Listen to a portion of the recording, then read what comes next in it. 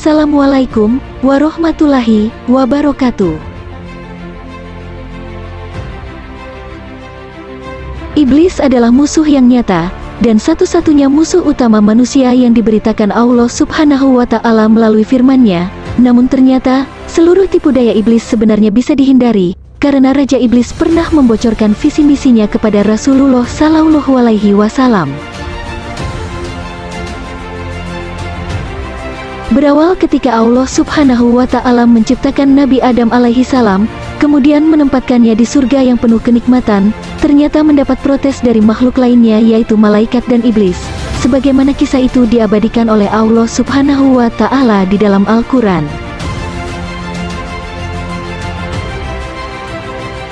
Dan ingatlah ketika Tuhanmu berfirman kepada para malaikat, "Aku hendak menjadikan khalifah di bumi." Mereka berkata, "Apakah engkau hendak menjadikan orang yang merusak dan menumpahkan darah di sana, sedangkan kami bertasbih memujimu dan menyucikan namamu?" Dia berfirman, "Sungguh, aku mengetahui apa yang tidak kamu ketahui." Quran Surah Al-Baqarah, ayat 30.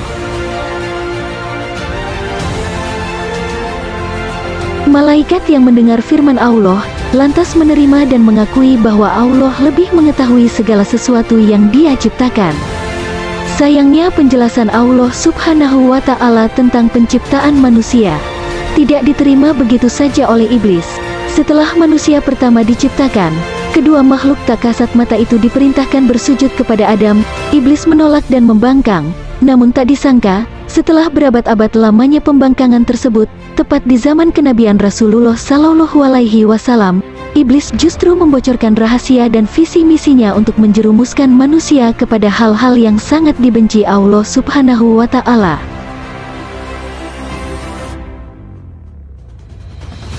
Di dalam buku Muhasabah Kiat Sukses Introspeksi Diri, kisah ini bermula ketika malaikat diperintahkan Allah Subhanahu wa Ta'ala untuk menyampaikan pesan kepada iblis untuk bertemu dengan Rasulullah dan memberitahukan hal-hal apa saja yang dibenci dan disukai oleh golongan makhluk terkutuk itu. Iblis pun memenuhi perintah tersebut dan datang menemui Rasulullah Sallallahu Alaihi Wasallam. Saat bertemu dengan Rasulullah, iblis pun mengucapkan salam.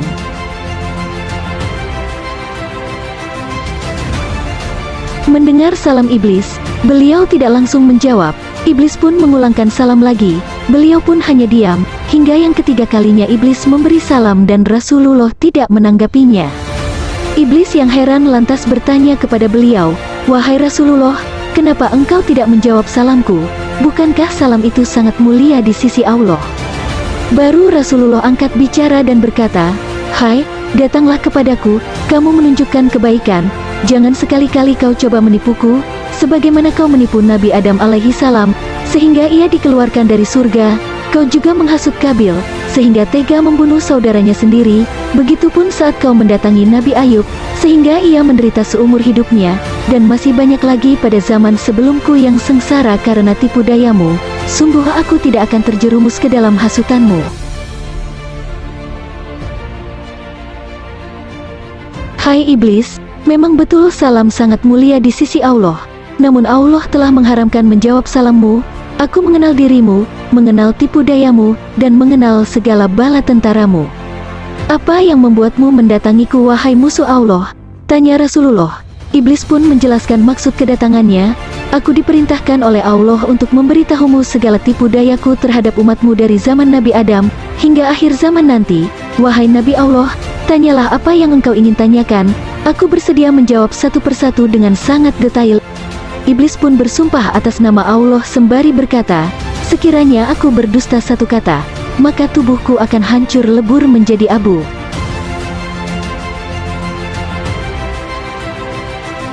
Dengan raut wajah yang serius, Rasulullah pun memulai pertanyaannya kepada iblis. "Siapakah musuh terbesarmu, ya Nabi Allah?"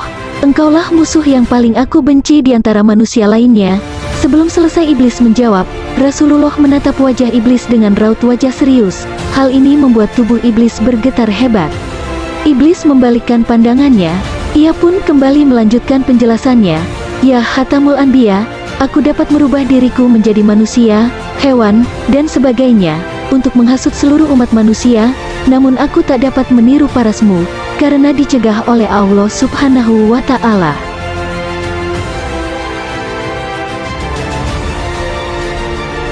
Rasulullah kembali bertanya, "Apa yang kau perbuat kepada umat manusia?" Iblis menjawab, "Khusus pada perempuan, aku menghasut untuk diperlihatkan kedua pahanya kepada laki-laki yang bukan suaminya. Aku menggodanya untuk meninggalkan sholat, terbuai dengan makanan dan minuman haram, berbuat durhaka kepada kedua orang tuanya. Aku juga menghasut manusia untuk memiliki sifat ria, sombong, dengki, dan segala penyakit hati lainnya." Rasulullah pun bertanya kembali, "Mengapa engkau bersusah payah menggoda manusia, padahal kau bisa bertobat kepada Allah Subhanahu wa Ta'ala? Bukankah hal tersebut lebih mudah dibanding jika menggoda manusia dengan memberi tipu daya kepada manusia? Bukankah akan menambah siksaan di neraka?"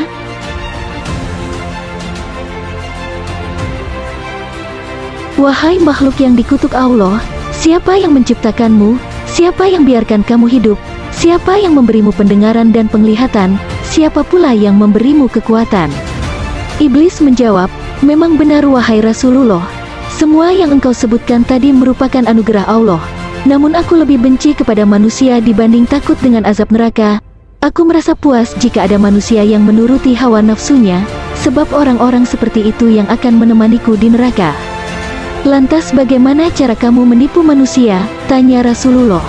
"Aku mulai menggoyahkannya dengan iktikadnya, lalu perbuatannya, lalu perkataannya, lalu keimanannya. Lama-kelamaan mereka akan merasa punya banyak dosa dan tidak bertobat kepada Allah Subhanahu wa Ta'ala." "Tapi bagaimana kalau manusia rajin mengerjakan sholat?" tanya Rasulullah. Iblis mengkerutkan dahinya, kemudian berkata, "Ketika aku melihat orang sholat subuh, aku akan mulai gemetar lemas sampai tulang sendiku. Saat itu aku mengerahkan seluruh bala tentaraku untuk menghuni setiap anggota tubuh orang yang sedang sholat, agar mereka merasa was-was, lupa rakaat dan terburu-buru. Setidaknya hal itu bisa membuat pahala sholatnya berkurang." "Bagaimana kalau manusia membaca Al-Quran? Wahai Rasulullah, jika mereka membaca Al-Quran karena Allah, terbakarlah tubuhku, putuslah seluruh urat-uratku, aku akan lari dan menjauh darinya. Lalu bagaimana jika manusia mengerjakan haji karena Allah, apa yang kau rasakan? Binasalah diriku, gugurlah daging dan tulangku, karena mereka telah mencukupkan rukun Islamnya. Wahai iblis, bagaimana dengan umatku? Bagaimana kau melancarkan tipu dayamu?" Iblis menjawab, "Wahai Rasulullah, umatmu ada 3 golongan. Pertama, orang berilmu yang senantiasa beramal soleh, dan ada juga umatmu seperti Fir'aun yang memiliki kedengkian serta kesombongan, dan golongan ketiga ini yang lebih gampang dihasut.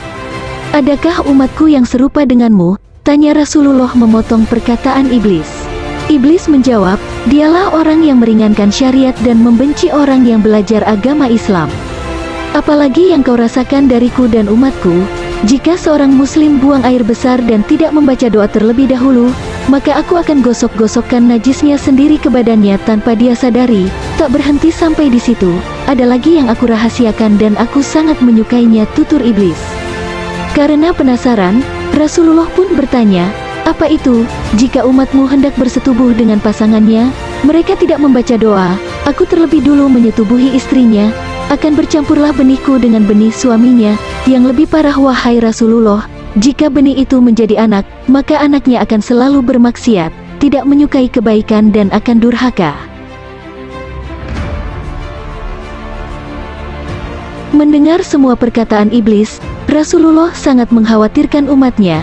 Jika saja kejadian itu dialami oleh anak keturunan para umatnya, di akhir-akhir pembicaraan dengan iblis, Rasulullah pun menutup dengan pertanyaan, "Bagaimana umatku bisa menolak tipu dayamu?" Secara terbata-bata, iblis menjawab, "Jika umatmu berbuat dosa, dan segera bertaubat kepada Allah, menangis dan menyesali perbuatannya, bila marah segera untuk berwudu, maka aku akan tidak bisa menggoda." Nah sahabat Islamiyah, dari rahasia-rahasia yang telah dibocorkan oleh iblis, seharusnya menjadi perhatian bagi seluruh umat muslim, agar sebagai umat Rasulullah Shallallahu Alaihi Wasallam, bisa berusaha untuk senantiasa menghindari hal-hal yang mampu membuat iblis melancarkan tipu dayanya. Nah demikian pembahasan hari ini, like dan share video ini jika bermanfaat. Sebaik-baik manusia adalah yang paling bermanfaat bagi manusia. Hadis riwayat Ahmad, At-Tabrani, Ad-Daruqutni. Wallahu a'lam bishawab.